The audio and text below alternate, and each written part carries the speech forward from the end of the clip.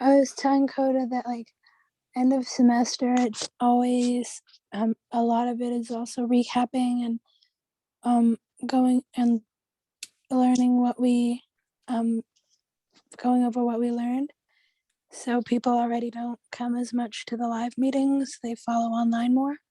Mm-hmm. It's even worse when it's end of the year and there's like Christmas time and stuff. Oh yeah, definitely. But we know that a consistent amount follow along virtually, so they can do it and listen and see how many they already know, or they still need to learn if it's something they want to learn more about. Yep. It's basically just like a recap of the semester, and then we'll just talk about these are just like really simple from what I've put in, what I could find, and then we'll just kind of talk about what we learned this semester, and if we want to talk about like our favorite part or something like that, we can. But we'll go ahead and just begin this. We're going to start with the lighting one, and V or Brian or Priscilla, even if you guys want to answer any of these, you can. So which side would be the hard light on these pictures? The left. Wait, your left or no? I feel like Screen left. Screen left. Okay. Yeah. Yeah. That guy is pretty cool though. Have you seen his I've seen his work? stuff. Yeah, he explains it really simply and really cool, but he like goes into detail with it too. Yeah. And so then obviously which side's the soft light? The right.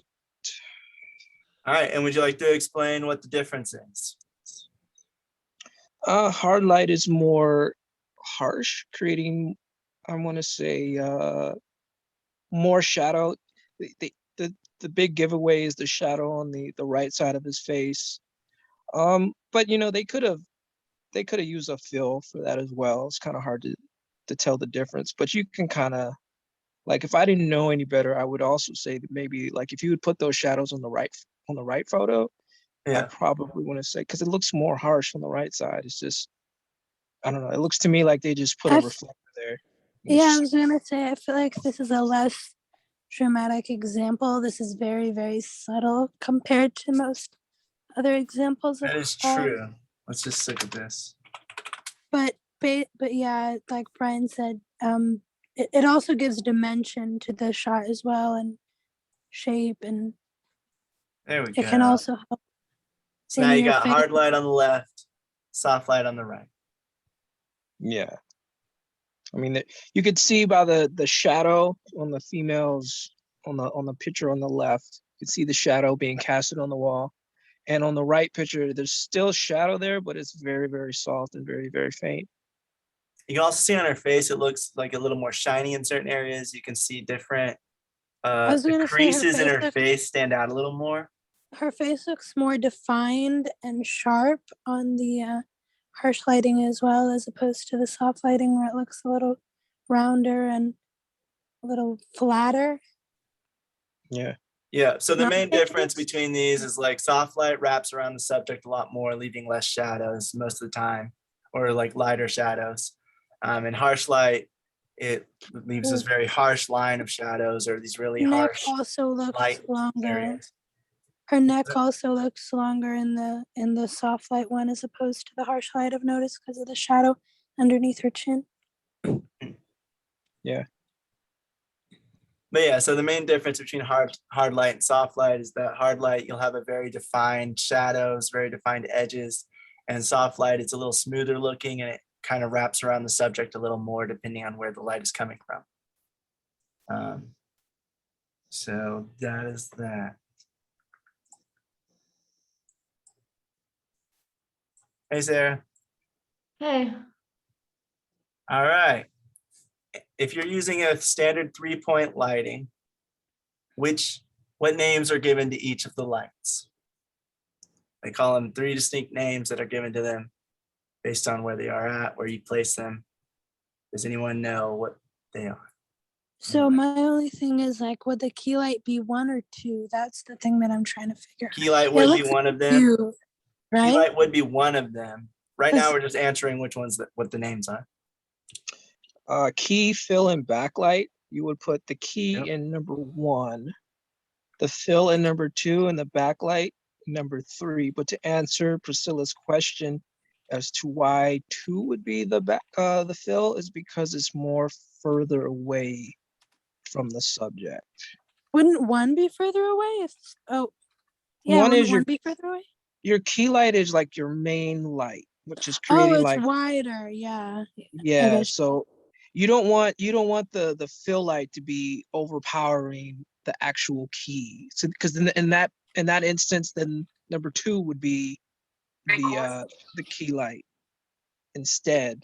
So they backed it off because you don't want to have like 2 constant key lights, because when you like take number 1, we were just talking about the shadows. So number 1 is going to create shadows towards the opposite side of the subject's face. The fill is to kind of like even it out a little bit so the shadows aren't as harsh.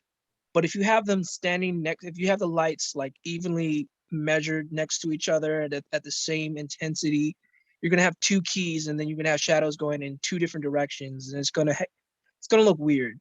So you don't Hmm. want your fill to overpower your key. You want it to be like complementing it in a way, like taking some of the shadows away, but not all of it.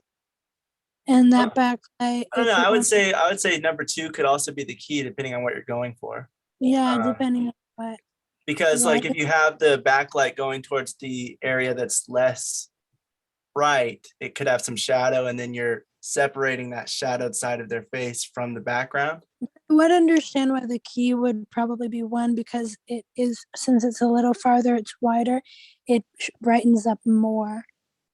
And the other one is just there to like add dimension. Well, 2 Number looks 1 further. also doesn't look like it's going directly towards the subject, just from the Yeah, picture. I don't know if that's why I was confused that's about it, intentional because or not. that's why I was confused, because 2 looked like it was more directional. I do think either one can be either or, depending on what kind of look you're going for, especially, and depending on where the subject is looking. And I would assume that backlight, if it were a few more inches to the right, it would become a hair light. Well, yeah, I mean, like Backlight, certain hair people will light, call them different yeah. things depending on who you're talking to. They'll say it's either a rim light, a hair light, a backlight, depending on what they're going for. Yeah, but You would know, create what more they're of a emphasizing. it would create more of a rim if it were a little more centered right, like a little more to the right. Yeah, it Yeah, would but then cast more of a halo around them if it was like a little bit Mhm. like right behind them more. Is that what you mean? Yeah. Go ahead, Brian. But Brian, would you agree or not about the key light, fill light thing? I mean, like I agree. I mean, it could be either or. I mean, it's kind of hard to tell the distance between 1 and 2, Right. but just going by the definition of a fill, you wouldn't want your fill light to overpower it, And then for me, like I never put the key light. For me, my style. Okay, so here's another dead giveaway. Is that, let's say you don't have 3 lights. Let's say you only have 2, and you want to have a key, of course, but then you also want to have that background light, because that's also very, very important as well. So what you do is, you see where 3 is positioned. So you don't, let's say you take away 2, you eliminate number 2, you don't have a light there. Your next best thing is to put a reflector there to catch the light that's coming from 3 to bounce back into your subject. So that it just kind of goes with my setup, because I'm used to like, for me, like I never go with the 1, 2, and 3. I always go with the 1 and 3. And then if I just, because it saves you a light. It saves you light. So instead you can actually take 2 and use it for a background light and light up your background. I feel So like it really depends on what you're going for and the kind of light you're using, just because I've seen some where they use 2 and it's like way, way too dark, or not very there's not a lot of dimension to it, or it's no, too but you're still using a reflector to fill from number 3. So you're catching light from 3 and using reflector. So you don't necessarily have a light there, but you have something there bouncing light back into your subject. So it kind of I would balances out. imagine it wouldn't look the exact same, but yeah, if you Well, no, it's not gonna add look. None of them are gonna light, look exactly the same. Even if you None of take but a them. that light would and be a move it really back or move it forward yeah, a little bit, it's but gonna that look would be different. but that would And be it, a it really really good all option. depends on like, it really all depends on like, because you do this all the time with see, I actually did this with like, take my photo for example. So I'm using the sun, which is the actual like the sun in my Just stop photo sharing would so I be can show this to the video people. There's his picture, yeah, bottom left. yeah. The sun would be 3 because the sun is actually behind me. And then I have an actual light to the right frame of me casting it. And then on the left side, where you can see the shadows on my face, I have a reflector there. So actually, I'm only using one light in this photo, one major key light for my face, the sun in the background, and then the key, I mean, no, not the key, but the fill would be a reflector. And it works fine. Like you would think like, oh, you never really like underestimate the power of a reflector because it's very powerful, especially when you're catching light. And the thing about the background light is you don't really have to worry about its intensity as much. So you can kind of like pull up the intensity a lot and you can get a lot of light, almost as if you actually have a light there, especially if you have like the reflective surface reflector and not just like, you know, a white bounce or a white fill. Like if you're just using like a really shiny, it almost like, it's almost just as good as having an extra light there. Yeah, no, it is Yeah. definitely a good tip if you only have 2 lights or if you don't have much room for a full 3 light setup. I just mean that like don't use that as a always for I always most people. I start out with it. And if I don't like the look, then I'll put a light there. I always start off with it. It saves you a light, it saves you electricity, it saves you batteries. And if you don't like the look, you could always just put a light there. Like you could always just Yeah, say it can have a lighting light. is one of those things that's very subjective when it comes to like it really depends on the look you're going for and how much, like you said, the kind of deflector you have and the room that you have as well. Because I'm sure that how the brightness or darkness of that room as well must be. Subjective to how you like it. So like Yeah, if you look at it and you like what you see, keep going with it. If you don't, exactly. then add a light to it. Take a Yeah. light away, add a light, play around with it. Right. For those that are coming in now, like my monotone voice, I have like a throat infection, pretty sure. So if I talk weird, that's why, or if I barely talk at all, like it really hurts to talk. But I'm trying to like for main stuff. But just save your voice. Save your voice. Yeah, I agree. Hey, Brent. I'll try to type more. All right. Does anyone want to answer this? When light is reflected off of something, like a reflector, like Brian was just talking about, what kind of lighting technique is that called? When you're reflecting light. Anybody know? 1 second, it's Bouncing light. thing. Yep. It's diffusion. That's it. Bouncing light. No, Oh. diffusion's something else. Oh, diffusion's something else, right? Gosh, it hurts so bad. Why is it not going in? So stop talking. Silencio, por favor. And now what Priscilla basically just Again said. with racism. What is this lighting technique Can I called when speak light is Spanish? shot through something to the subject? You're shooting it through some kind of material. It's usually a thin cloth-like material. Most of the time it's white. So like diffusing. Diffusion. Yep. Oh, my answer.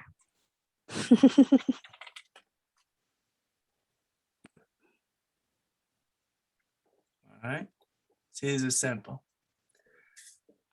What are the lights that are seen in a frame called? You call those lights that you actually see in the frame? Practicals. Practicals. Practicals. Okay. You learn this, Brent. Yeah. No. What's the name of this lighting technique? Does anybody remember Rembrandt. this? Yay. No, this semester I'm proud of myself. I actually remember most of this crap. I would say how can you define what is the Rembrandt style? What makes it stick out? The other light, the other side of the face, the shadow side has a triangle shape. The lighting creates a triangle style shape. Yeah, the way they set up the lights, the one side of the face is usually lit while the other side has just like a little bit of light. And because the way the nose sticks out, there's only an upside down triangle seen And underneath would the that, eye. now that's where I don't remember. Would that be short side lighting or the other thing? I think it's the other thing. This one's not really either because he's looking directly at camera. It's usually when the subject is looking off to the side at one way or the other that you'll see short and long, short and broadside lighting. Yeah, but like if you were it sideways, it would be long, right? This one. No, Depends that on which side. Or would it be Depends on which short? side. If he's looking away to screen left, then that would be short side. If he's Oh, okay. looking towards screen Then right, I then might. that would be broadside. I was talking about right.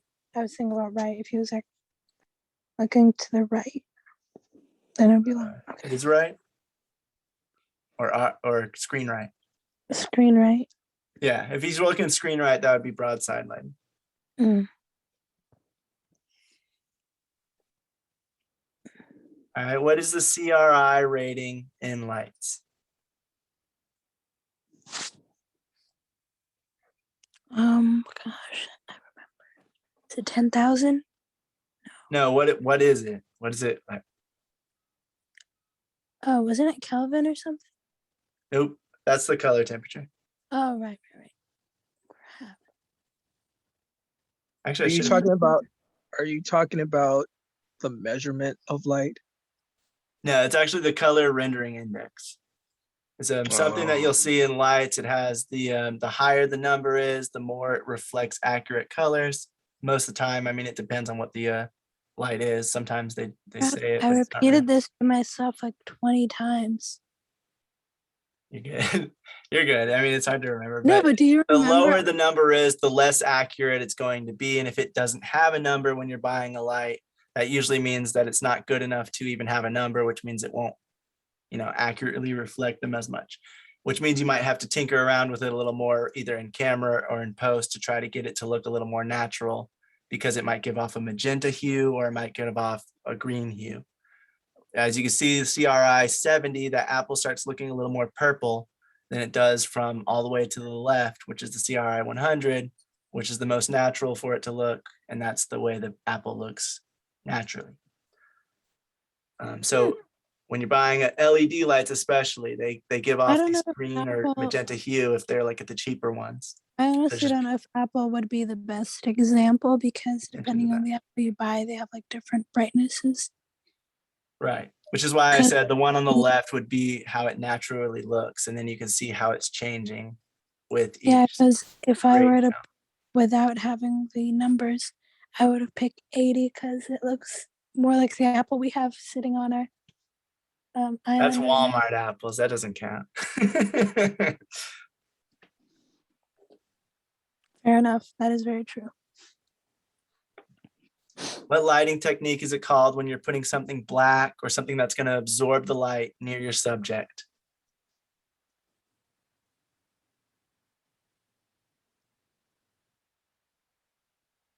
Crap, I forgot that one too. So instead of something reflective that's giving the light and adding light, you're taking away light from the subject. Does anyone know? We said block. Is it blocking?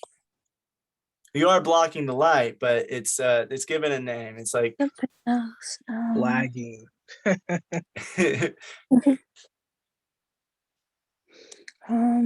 negative fill. I was about to say, give me a minute. It was on the tip of my tongue. So when you're talking about like a fill light and you're putting it on the side of the subject to give them more light to take away the shadows, there's also the opposite, putting it near them to negative fill to take away some of that light so that there is more of a shadow. If they're too evenly lit and you don't want that flat lighting look, use negative fill, which is just like black material somewhere in the rooms around that subject to take away that light.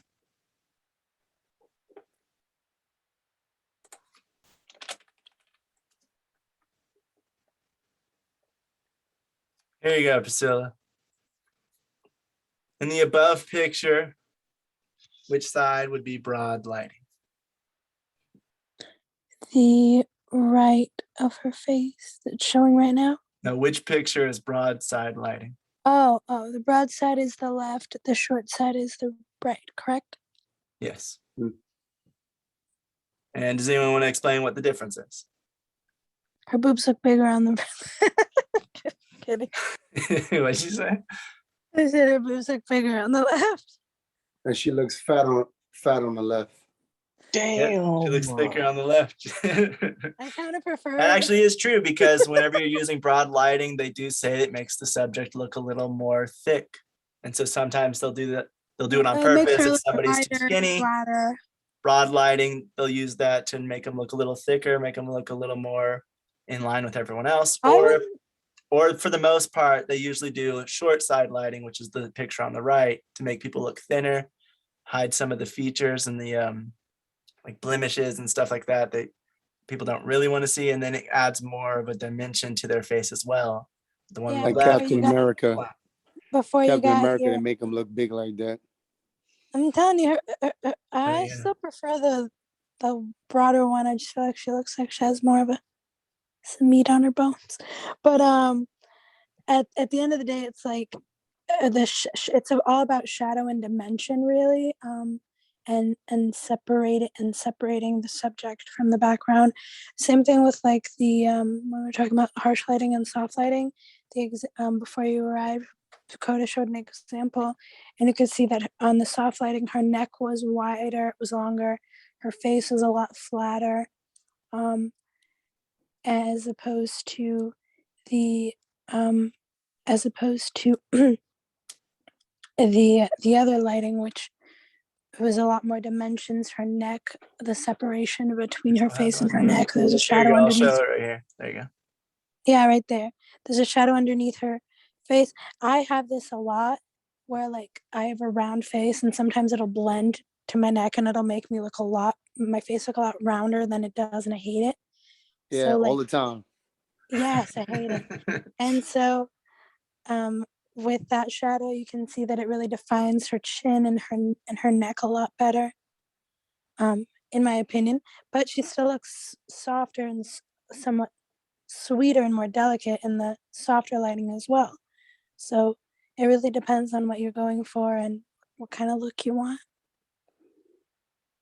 But yeah, Yeah, I mean, soft lighting doesn't have to be even like that either. You can have soft light without it wrapping around the entire subject's face. It'll be something more like But this, as far with as a little bit of shadow still there. It's just not as harsh of a line. as far as the long side, Not as or the defined of a line, but it still has the shadow. This is a good example. It's Yeah. like similar Yeah. looking, I like but that you can look. tell that this one on the left is a lot harsher. Just but because as far as the shadow. short side and the long side, yeah, that it does help give dimension and separation, and that gives you the illusion that the person is slimmer or there's more defined features and stuff like that. So you should go for that more look then. I try. Coda can't get the angle, the lighting right, man. I'm telling you. Oh damn. I've never set up to try to actually take a photo like that, but No. Now that he knows about this stuff, I'm gonna remind him all the time. But I would always be like, "What the heck? Why do I look so round and like bloated in every picture I take? I hate my." all right, what is the light reflected in the subject's eye called? What do they call it? Reflection in the eye. Yeah, what do they call No. it? They give it a name. I'm gonna say key light. No, not key light. Close. No, It I know, sounds I know. like that. Yeah. No, it's just because I'm thinking about the ring light, you know? V, Sarah, anyone want to take a guess? Brent? Yay, V, catch That's light. That's right, yeah. We got it right. It's the flat light. Yeah, Nope, catch light. that's right. Yeah, it's called a catch light when you're doing it specifically for somebody's eyes, or just whatever is reflected, whatever light is reflected in their eyes, the catch light. How are those Sometimes highlights? they'll use a specific light for it, depending on how much they want it to shine or where they want it to shine from.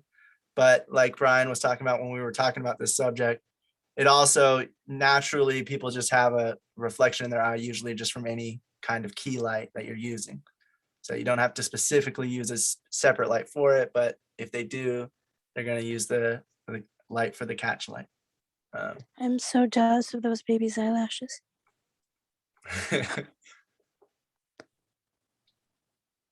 All right. Now let's move on to sound. Okay, this one I will admit I know crap about. All right. So when you're recording audio, what decibel level do you never want to reach or go over when you're recording digital audio? Oh, you never want to go 1. Close. 0, right? Yeah. 0. So 0 is the top of the scale on We said 0 too. decibels. Full scale is what it's called, dBFS, and that is what we use for digital audio recording, like recording with a boom mic or something like that on set, or recording a podcast or whatever. You're recording with these types of mics. So with filmmaking, we always want to pay attention to dBFS, this scale right here, going from negative infinity all the way up to 0. If you get to 0 or over, it starts to actually, that's the next question. What happens to the audio when you get to that level or over? If you get to 0 or you go over, what starts happening to that audio? Distorting and clacking. Clipping, yeah, clipping and distorting. So the audio is going to start sounding muffly. It's going to start taking off some of those frequencies and making it sound very terribly bad. So you never want to get to that level. And usually most recording devices will give you an indicator.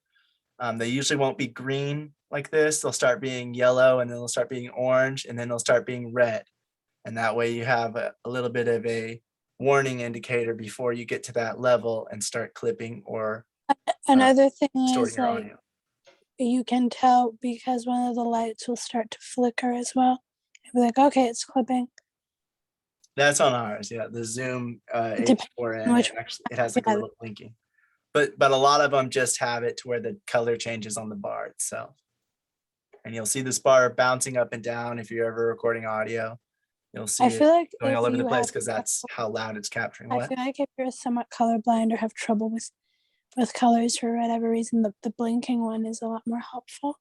Just because you can have like a visual more like a in your face or a mixture of both. To have a more in your face, like, oh, it's clipping, and that way you can monitor for sure and know for sure, okay, it's not blinking, which means it's not clipping. Yeah, I mean, well, the blinking happens when it does clip, so it is a little harder to get because it doesn't have as much of a warning. It's more of a, hey, it's clipping. So that is the issue Oh, no, there. yeah, But I don't know. I mean, I'm like, pretty sure like those are some settings you can probably put in some of them. I'm sure some of them come with that I think feature. the best one would be a little bit of both, in my opinion.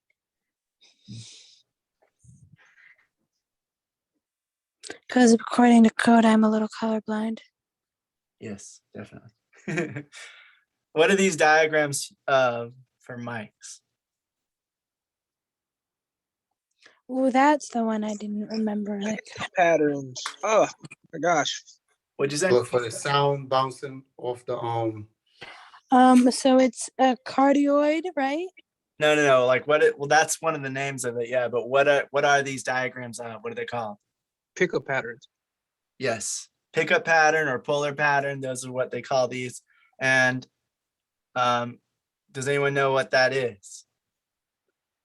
Or like, They're can you guys the explain it? reach that the mic has. or where it's gonna be bouncing off. So in case you're in a room where you don't want the sound bouncing in that area. Sort of. So like the way these show where the mic's picking up. It's called a pickup pattern or a polar pattern for a reason. It's because that's where the sound's getting picked up from on the mic. So like which direction the mic is hearing from and receiving sound from.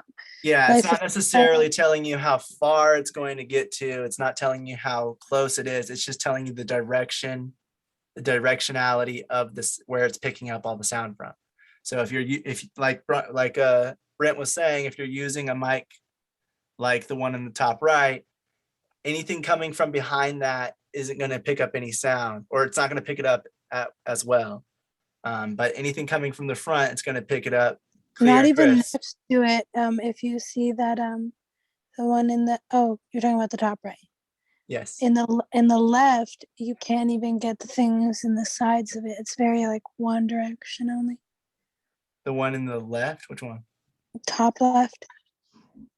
Top left. I was Yeah. actually going to say, which of these is the lav mic? Does anyone remember? Lapel mic, lavalier mic. The little It's the one. top right because it's It's the top it what? only, it's the top left, isn't it? Because the lav only picks up what's right underneath it or something. No, lav picks up in all directions. So actually, it is correct, but the reasoning is not right. Oh, okay, so it's the one in the middle. No, it's the top left. Oh, it is? The top left is just a full circle. It's showing that it's picking it up from every direction in the room. Oh, okay. I thought it was just like a very narrow. No, that's why we were telling you be quiet when we were shooting. Yeah. We're picking up your voice. Come on, Bunny, Whispers. go say it. Yeah. That So is a- yeah, so the lavalier mic will pick up audio from all directions. Does anyone know which one of these would be a shotgun mic? I'll say bottom left. Bottom left. Anyone else want to take a guess? Shotgun. I would say the top right. Nope, V's right, bottom right. Bottom right. I mean, it depends on which mic you have, but that's the shotgun diagram. So like the most shotgun mics are in that way. They pick up equal amounts of audio from the side so that they actually cancel it out. And so most of their audio is just going to be coming from, it's very, very directional. As you can see, it's like only coming from straight ahead, a little bit coming from behind, but most of it comes from straight ahead. That's why they're so Don't forget directional. right. And we have to make sure that it's on point, on axis. And when you're talking about on axis, you're saying it's inside that bubble of sound, trying to capture whatever sound you're trying to get. So that's why you need to make sure you're pointing it at the at whoever's speaking or whatever you're trying to pick up noise from. You need to Are point you it typing it out or no? Oh no. I mean, because I was Oh. actually gonna empty this back out and keep it for later, but Oh, okay. I was just asking.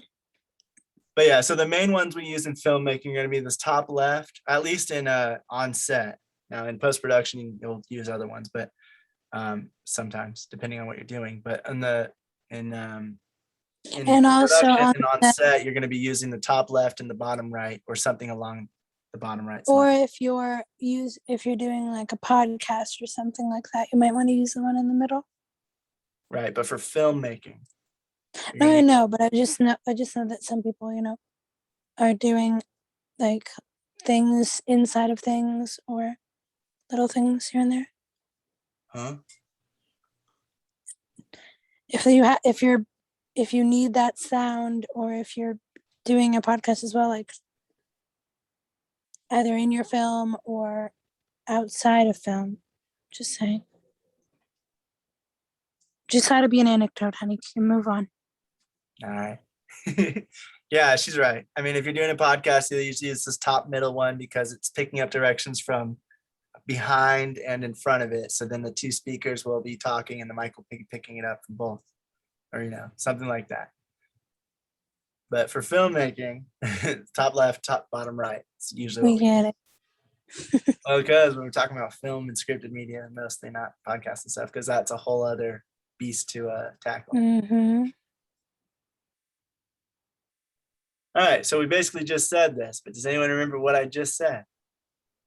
Which of the two mics we use for filming on set? Both. What are they called? Mhm. What are they called? Oh, the boom mic and the lav mic. Shotgun The mic. shotgun mic Shotgun and mic. the lavalier mic. Why did I say Also boom? known as the ribbon mic. Or the Yep. lavalier mic? Yes, is the in the head. lavalier, aka the ribbon mic. AKA lapel. But yeah, I mean, it's boom pole. That's why you thought boom mic. I think. Yeah. All right, we understand you get Because this confused. morning you were asking me like, "Where's the boom pole? Where's the boom pole?" I think it's stuck in my head. Wait a second. Studio. What is the process above called where you have to re-record an actor's dialogue in post-production? It's called ADR. ADR. ADR. And what does that stand for? Dubbing. Um, Dubbing would be a form of ADR, but it's not. It doesn't stand for it. Audio. Recording. No audio. Automated dialogue recording is what V said. I'm pretty sure she's right. Automated dialogue replacement. Oh wait, did she say recording or Automated replacement? I dialogue only read a replacement. part. Yeah, replacement. Okay. Yep. So says ADR, you do recording. that in post-production whenever you need to capture the actor's sounds again. Something didn't work on set, or it was just too loud and noisy. You have to do it in post-production with the actor, trying to use the same mic that you used on set, or getting as close to it as you can so that it sounds as close to that same sound on So set as it can. This were a test. V would be getting an A. Like, out of everybody here, seems to know more. Well, Coda's looking, so it's cheating, but he knows a lot too. I'm not looking. an automated- I Oh, made okay, fine. this, You so I mean, know. I'm obviously I know what they are. So At it's Okay, least I audio. hope. I would say I'm at an What's the A correct minus, term? be a B. Was it Of what? audio recording Automated dialogue replacement. replacement? Okay. Okay, I'd say A minus, maybe a B for me. No, you definitely get an F for your voice. What is the post-production process above called where sound effects are recorded in a studio to match with the film? Fully. Voiceover. No, voiceover, right? Foley. Fully, yeah. I took that from V, by the way. Foley. What's the title given to the people who do this process? Fully artists. Yep. Do you remember how many people usually work together in this process? If we're talking about a larger independent film. Most or a that bigger budget? Most that I've seen, like mid to low budget, I've seen 2 people, but it can be anywhere from like a whole crew, a whole team. Does anyone else want to take a guess? Or do you guys remember? When we were talking about Foley, we actually went over it briefly. So normally there's about 3. There's 2 Foley artists, like the ones in the picture right here, but then there's also the mixer that's in the other room listening to what they're recording and messing with it to try to see if they can get it sounding even better. They don't go with exactly what they recorded. They mess with it a lot in post-production, but there's a team member on set with them doing that on a larger budget. I mean, on a small budget, you might just have one person doing it. But yeah. 2 Foley artists and 1 mixer working together. Actually, that's it. Does anybody have any questions or comments? Can you guys imagine, like, this is a summary of the semester. We learned more than this, obviously, but still, it's like, really? All of that? No, And there's this way is- more than this. I mean, yeah, I couldn't find any pictures for the rest of the stuff. Put that in the quiz for Thursday. I was actually like, now that you told them, they might run away and not come because they're afraid of the quiz. nah, because it doesn't really matter. It's just to refresh everybody's memory on all this stuff. It's a lot that we covered, so re-going over it. Anybody have any comments or questions about this semester in general? It's No, Thursday. my favorite thing to learn was the decibels thing, because there's this 3 different kinds of decibels. Oh, fine. It was just because it was so confusing to me. I didn't know what, like, I would always look up what the decibel stuff is, like when I was first trying to learn about sound, and it would come out with, like, it would say, I don't know, there'd be some scale for like how loud a bird chirp is and stuff like that. But that was a different scale than what you'd use for filmmaking. So I never understood why I couldn't go, like, why my sound sounded so awful if, a bird chirping was like however many decibels high. It was way over 0, that's for sure, because it was using a different scale. And then there was another one that's used for analog audio for like recording instruments and stuff like that. And so those all 3 would always get so mixed up to me, and I didn't know what, what I should be actually recording at, because I'd look up what to record at and it would be talking maybe about music, but I wouldn't understand that there's a difference between, the music stuff, that the way that audio is recorded, or like the levels and the decibels they use, and the decibels and levels that you use for recording onto a recording device for digital audio. So, I mean, yeah, it's not like the coolest thing, but it cleared up so much to finally learn what the difference is and how it No, actually works. I know. I just thought it was funny It because also helped a lot with our production, because learning about like sound blankets and all of that, we were able to actually get some and bring them on set when our sound person wouldn't have any. So it actually helped a lot to get our sound sounding better on our actual production. yeah, that's very true. I think even though I still have a lot to learn as far as lighting and photography and all this stuff, it was really fun to get to play around and do the exercises and learn more about different types of lighting and what they can do and all that. That was probably the most fun for me. My favorite part was the project shooting interrogator. Mhm. Just being behind the scenes and watching everybody do their job and their positions, and just seeing how it works, man. That was very rewarding for me. Oh yeah, the short Oh film yeah, was definitely. That was awesome. yeah. I felt like crap the first day, but the second day I felt great. I think we were all in a bit of a learning curve the first day and a little nervous. No, but I loved it. I love the process. That's what the whole process. I loved it. I And feel the like classes, the lessons, and it's good, because we all helped each other out, and that's important. Yeah. I Yeah, learned so cool. much this semester, and I feel like I grew so much. Yeah, I didn't learn nothing from Priscilla, but everybody else definitely. Mm, But but yeah, I really liked learning about lighting and stuff like that too, because I didn't know a lot of this stuff. And Brian, I'd like to thank you again, because last semester you were talking about some of the stuff that I added in and really delve into this semester, which really helped out a lot. honey, No problem. can you read V's? I can't. V said, another great semester. Yes, I agree. Decibels and other notes, including where to place the mic when recording, I found to be very helpful. Also, what materials to use to eliminate unwanted noises and echo. Oh, and the overall safety notes for broken light bulbs, poison. Yikes, that was helpful too. Oh yeah, learning about the different lights was also great. Very afraid of like even touching lights for like almost a month. Nah, it's not. LEDs are fine. It's mainly just those, I was just so tungsten lights can catch on fire because they get hot. HMI lights can also get very hot. They're huge and they're very heavy as well. LEDs have gas too, though. Nah, LEDs don't have gas. That's halogen lights. Oh, okay. Halogen lights has that poisonous stuff that if they break, you need to clear the room because they're actually That's so freaking scary. But they don't break that often, I'm sure.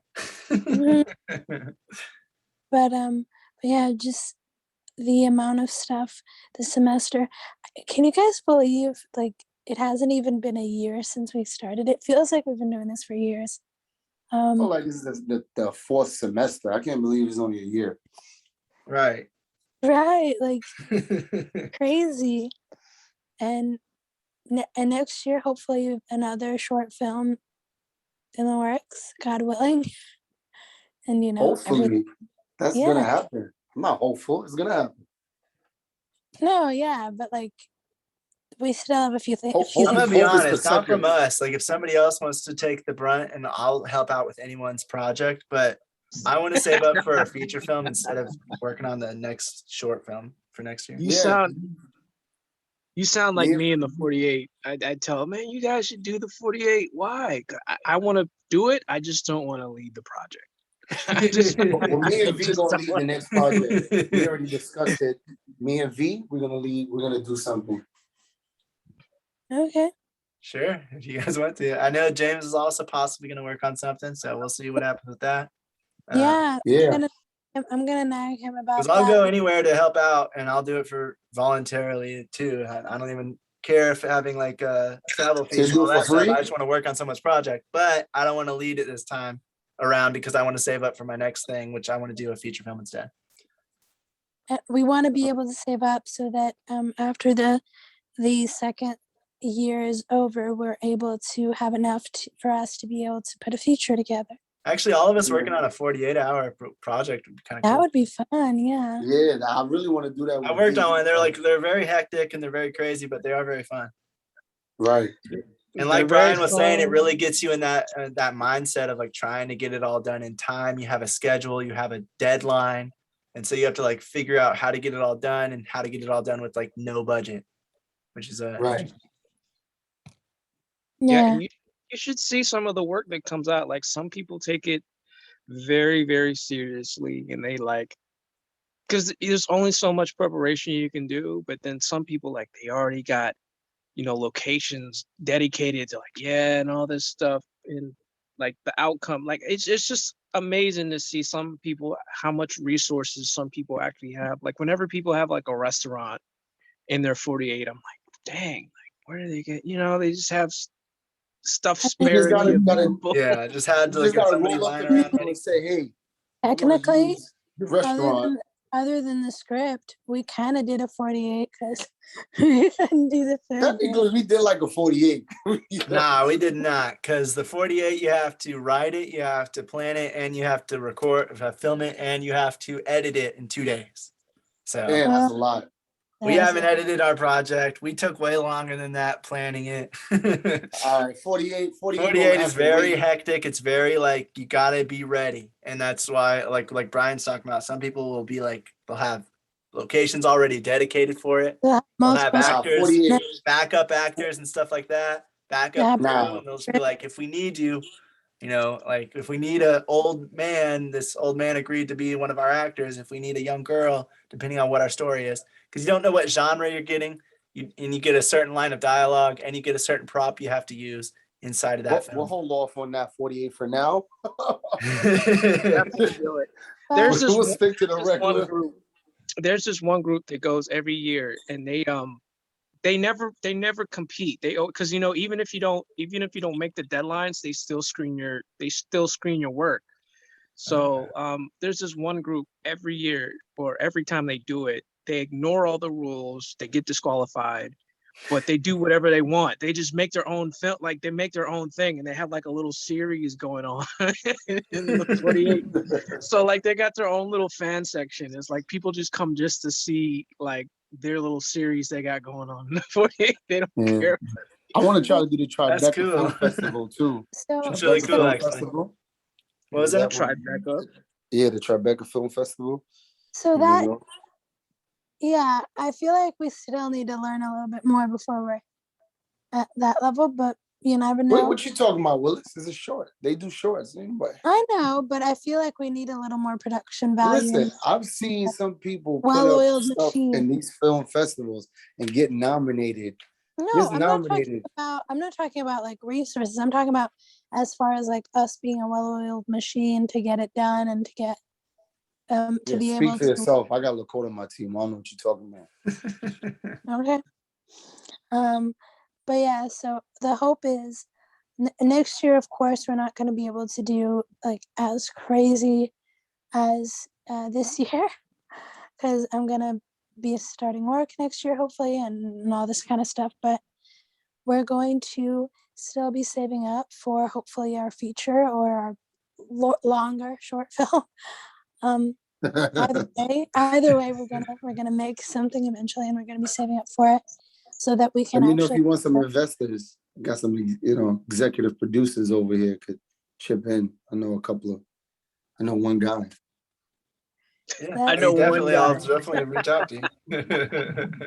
Yeah, but we'll definitely be continuing to work on stuff and learn more and more. And I really hope we, like, if you guys, of course, want to, it'd be really cool for us to finish this out together next year and work on more stuff together. And yeah, it'll be pretty cool. Yeah. So, when's the next class scheduled for? We're doing this Thursday's last one of the semester.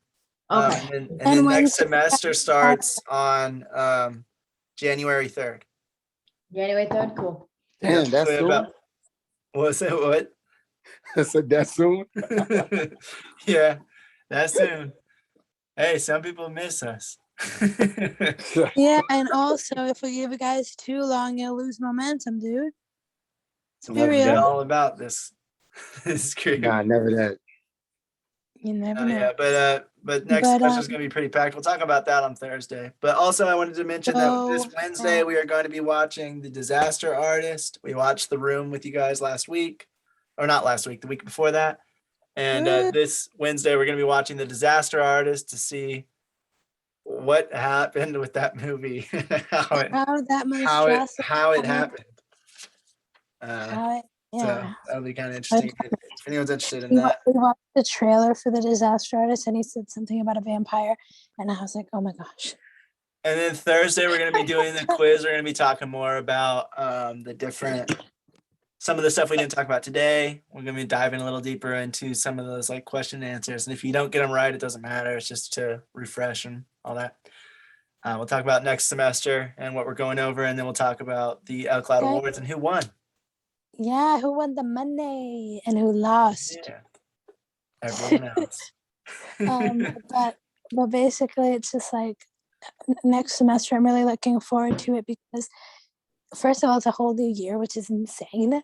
Like our second year into this, and we're gonna be learning so much. Next like, year's gonna be, next semester's gonna be pretty packed. We're gonna be expanding on a lot, including wardrobe and set design, which is gonna be fun. Not next semester.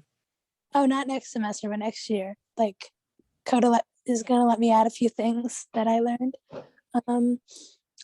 And just it's gonna be really cool. It's gonna be really cool, and hopefully in that time we're all able to learn more and grow more, and by the time our next production rolls around we have more money this time around. When are you looking to do the feature in 2023? That's what we're hoping to, yeah. Okay. Yeah, we're already working on. Well, Coda's already working on the script. I'm being the critique.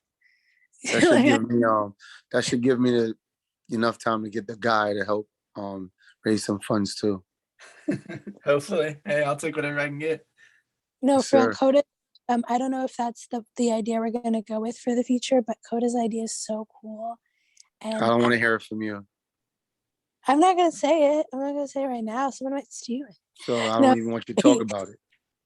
No, but at the end of the day, I'm just like, I'm always in awe of some of the ideas he has, man. I'm just like, holy crap, people. Oh, stop blowing smoke up his ass. No, an example.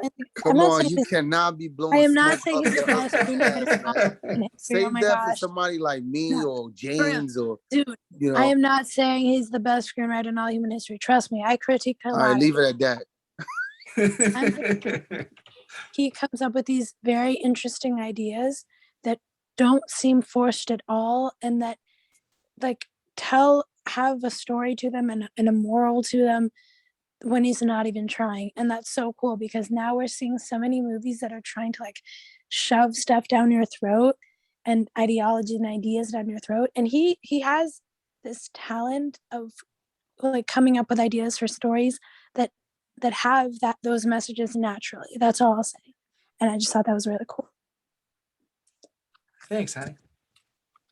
Yeah, I know you hate compliments, but I just couldn't help myself in that one. Oh, that's so sweet. All right. Well, does anyone else? Well, what was your favorite part, Brian, Brent, Sarah? What was your favorite part of this semester, or what's your favorite part to learn about? My favorite. You already said your favorite was the shoot. Yeah, but now that my second favorite now is working with Lakota. He's such a talented young man. He has a lot of potential, and I can see greatness in him, especially the way he can organize. He's very good at organizing and very professional. This man is such a professional, and I like working around people who are professional and really a really go-getter. He's stingy with his stuff though, but other than that, he's really, really What do you good. mean I'm stingy with my stuff? He don't want nobody to touch his bag. His bag is secretly in the corner. No, I'm joking. expensive, dude. What? Nah, I would do that anyway. Like you would. I too. know. No, I'm joking. I was but, actually surprised that James just left his camera out in the middle. I was like, yeah, dude, James you is a move wild that boy. He's a wild boy. Yeah. But But it yeah, was a no, pleasure. Priscilla definitely helps with all the organization and that stuff too, as well. And she's I definitely ain't giving very her no credit. professional. I'm talking about you. I'm talking about you. Well, thank you. I appreciate it, everybody. Well, Anyone else want to give me some No, praise? I was and honestly working with V, like expecting. V been so awesome. You Oh, so know, he's just compliment everybody. No, I was what's gonna that? say I was just expecting Brent to be like, and yeah, he has a wife I have to put up with, but other than that, I was waiting. To me, everybody been very good this semester. I'm not gonna lie. Very impressed with everybody' effort and the energy they put out. You know, even V been so quiet, been so deadly. Like No, V yeah, is, he you know, is she's quiet, but she everything. knows her shit. You know, Yeah. she's good. That's She's good. She's the best student we got. No, she She really is. amazing. She And don't say much, but when you ask her something, she got the answer. I'm like, damn, V. no, and even while we were working on the shoe, it was like she was timing everything. She was writing down. I was like, girl, I can't even keep up. How are you? Like, Yeah, I her was and Sarah Yeah. are on top of it whenever they're. yeah, her and Sarah were insane. I was like, Yeah, well, how are you people keeping Sarah's up? always a go-to, man. Sarah's awesome. No, yeah. Yeah, Sarah's awesome. Yeah, You looking forward to I know we're recapping everything and it's all coming along. I'm just looking forward to all of the pieces kind of sitting together with all of this kind of knowledge and stuff. So really appreciate everyone sharing their yeah, this is awesome. And I like Yeah, I definitely appreciate Brian and giving out all of the tips and his experience on everything. No, yeah. At first, I'm Things not that gonna he knows and all the things that he thinking, shares of his experience from like a lower budget to a like mid-budget area, Mm-hmm. showing us how it works. joking with Coda. I was like, he's here to like help us teach and feel like the teacher a little bit, but I don't even He's a mind sub, man. Brian is a sub. because he's kind of because he He's a knows a sub lot. teacher, Yeah. substitute, or a teacher assistant or whatever you call it. No, yeah, for real. Like, Brian really helps as well. He teaches us a lot, and I feel like he likes us. Otherwise, he wouldn't stick around so long. He Yeah. learned something or other from us too, even if it's just He's morale. only sticking around because we were in the military together and he has my back. That's all. I appreciate the conversations we have, like the movie going, and then the fact that I can come to you guys' event over a crappy movie and you guys understand why I'm mad is very big to me. And we let you Instead of complain saying about like it's just a movie, man. You just don't understand. and we It's let you just a complain movie. Who about it cares? freaking You're thinking right. too hard about it. And I hate that. I hate that answer that people give. I'm like, nah, you got to think harder about your movies. Yeah. No, yeah. I will admit when I have a bias, but sometimes it's just like, oh, it's just a movie. Why are you? Yeah, it's like movies need to make sense. Good, like especially now, it just feels like, oh, well, you're expect. I just feel like people are just so used to crap that when something slightly above average comes out, it's like it's the most amazing thing ever, and you're like, it's all right, but they've been better. I don't know, maybe I'm just snobby when it comes to these things, but I just feel like I've seen the best that Hollywood can do, like that people can do, you know? And I hate that excuse of like, oh, everything's been done. Yeah, I'm sure everyone at any point in time has thought the same thing. And they've figured out a way to reinvent the wheel. Yeah, or at least just build off of it or something instead of just carbon copy or sequel or Yeah. remake or whatever the crap is over and over and over again. And then they remake it worse. Like that's what I don't get. Like, They don't even they remake it Fast with and better Furious. graphics, but then it's still just like it's not the same movie at you know all. when you were a Fast kid, and Furious. I the got feeling family. that I get, You the said feeling that that one what? I said Fast and Furious. I got family. Like, come on, man. I'm so No, they done were with always Fast and bad. Like Furious. they were always kind of like junk food, but now it's just, whew, gosh. And they're not even trying anymore, man. The space thing, oh my gosh. Wow. I feel like, yeah, like after a movie's been done so much, they just end up bringing it to space or bringing it to No, that the was a joke. multiverse, like Marvel, when they just run out of other ideas. They're like, okay, well, let's just No, that expand it was to an actually a infinite joke. amount It of was like, possibility. no, that's how you know that they came up, that they ran out of ideas, because that was a running gag.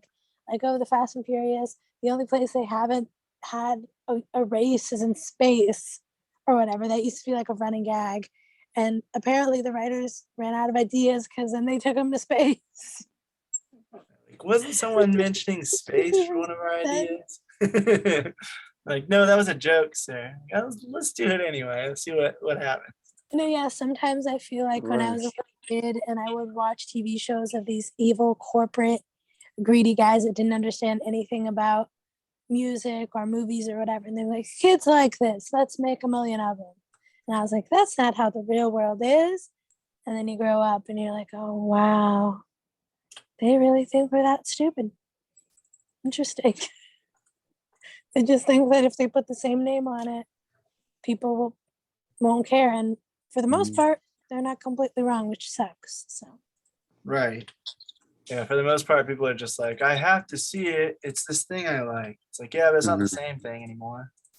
Right. But Have you guys ever felt, we got a question. Have you guys ever felt like you have so much I guess story to tell, or you have so many different ideas how you want to write a story, but you picture yourself in it and it's very hard for you to write it with another person acting it. It's like, like Not you really. I try to look at it as not me, unless I okay. like want it to be like me, I guess. I try to like look at it as for me anyway. I mean, I know everybody's writing style is different. yeah, like When I'm writing, I just try to think about a character and like what this character might do, and just like kind of delve into their head. I really do. I think it depends on your process, because some people write from a place of like self-expression, escape, trying to understand themselves and the world around them. But as a writer, like in books, I know it's like super taboo and actually frowned upon when you write a book that where the main character is basically yourself. But I feel like in movies it's different, and if you write a role, and I try to look at it from like, if you write something that's deeply personal to you, of course it's going to be harder for you to imagine anyone else playing it. I would always say give it a try, because at the end of the day, that you never know, an actor might surprise you and might be able to give off the emotion that you don't even know how to express off of the page. They might understand you in ways that you never thought possible. And they might even help with that catharsis. They might even help with that story. But yeah, it is hard. It's Priscilla, hard. damn, you actually made a lot of sense there. Good job. Gee, thanks. I don't know. I just feel like because that person's coming from an outside perspective, so they will interpret the story in All right, it. don't push it. Don't push it. Don't push it. But yeah, So you made a lot of but sense. I can understand it's hard because Okay. it's deeply personal to you. Yes, that is all. Yeah, Yeah. and it's also that like you want to be an actor, so you can already see yourself in these roles anyway. I would say. Right. Yeah, and you want to Exactly. make That's what stories Priscilla for you. actually did very good job explaining. Yeah. All right. Well, does anybody else have anything? Sarah, Brian, what was your guys' favorite Remembering- part of the semester? Or actually, I think Brian already said. We're venting about bad movies. Yeah, and the fact that how awesome we are, pretty much.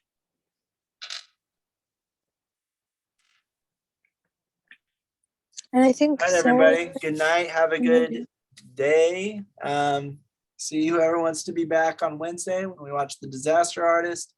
See the rest of you Thursday. If you're not able to make it, see you next semester. Hope you guys have a good one. oh, don't forget Wednesday to The Disaster Artist for whoever wants to discuss. Honestly, I feel like that's going to be a very interesting conversation as well. Of what?